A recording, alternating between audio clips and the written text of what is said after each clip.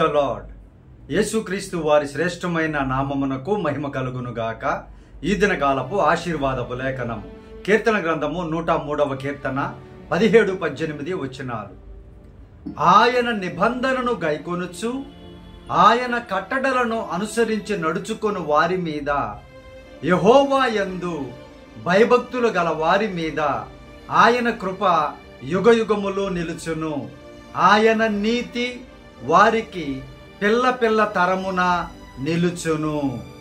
ప్రియమైనటువంటి దేవుని బిడ్డలారా, సృష్టికర్త అయినటువంటి దేవునితో నీవు చేసుకున్నటువంటి నిబంధన, ప్రార్థన విషయములో, సహకరించే విషయములో, పరిశుద్ధ దినము విషయములో, ఉపవాస విషయములో, ఏ విషయములో నీవు దేవునితో నిబంధన చేసుకున్నావో ఆ నిబంధనను ఖచ్చితముగా నీవు గైకొనేటువంటి జీవితాన్ని కలిగి ఉండాలి.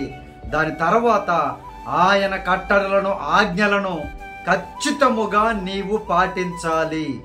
ఎప్పుడైతే నువ్వు ఆ విధముగా పాటిస్తూ నిబంధనను గైకొనుచు ఆయన యందు, దేవుని యందు భయభక్తులు కలిగి నీవు జీవిస్తావో అప్పుడు ఆయన అమితమైన ఉచితమైన కృప యుగ యుగములు నీ మీద నిలుస్తుంది అని దేవుడు వాగ్దానం చేస్తున్నారు. ప్రియ దేవుని బిడ్డలారా, అలాగే మీ పిల్ల పిల్ల తరములకు కూడా ఆయన కృప నిలిచి ఉంటుంది.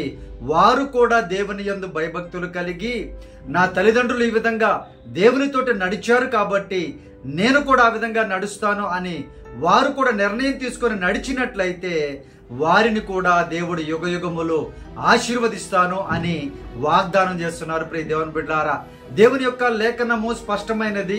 ఆయన మాట ఇచ్చి నెరవేర్చేటువంటి దేవుడు.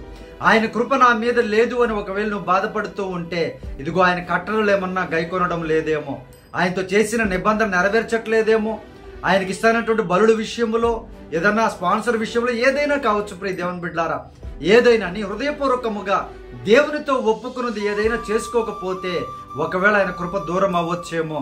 ఎందుకంటే ఆయన ఇస్తున్నటువంటి వాగ్దానము, నా కృపను నీకు దూరం చేయను, ఎప్పుడు కూడా నువ్వు నా నిబంధన గైకొను, నా ఆజ్ఞలను గైకొను, నా యందు భయభక్తులు కలిగి జీవించు, తప్పకుండా నేను ఆశీర్వదిస్తాను అని ఆయనే వాగ్దానం చేస్తున్నారు. కాబట్టి వాటిలో ఏమైనా తప్పిపోయి ఉన్నామేమో అని మనలను మనము పరీక్షించుకొని మరలా తిరిగి వాటిని నెరవేర్చుకుంటూ ప్రభువును గాని వెంబడించినట్లయితే ఆయన గొప్ప దేవుడు, ఆశీర్వదించే దేవుడు, మాట తప్పని దేవుడు, కనికర సంపన్నుడు, నిన్ను అత్యున్నతముగా ఆశీర్వదించే గొప్ప సృష్టికర్త యేసుక్రీస్తు వారు. ప్రియ దేవుని బిడ్డలారా, దేవుడి లేఖనమును మీ జీవితాల్లో నెరవేర్చబడినట్లుగా, ఇదిగో ఏ పరిస్థితుల్లో ఉన్నారో ఆ పరిస్థితులన్నింటిలో కూడా మరలా తిరిగి ప్రభు యొద్దకు వచ్చి ఆయన నిబంధన గైకొనేటువంటి వారుగా ఉండునట్లుగా ప్రార్థన.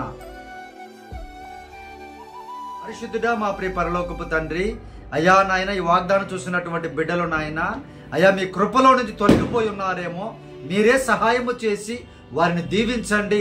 కృపలో నాయన సంపూర్ణులను చేయండి. మీ ఆజ్ఞలను, కట్టడలను, నిబంధనను గైకొనేటువంటి వారిగా చేయండి. వారు తీసుకున్న ఒప్పందాన్ని నెరవేర్చేటువంటి బిడ్డలుగా మీరే చేయండి అయ్యా. వారి జీవితాలను కట్టండి నాయన.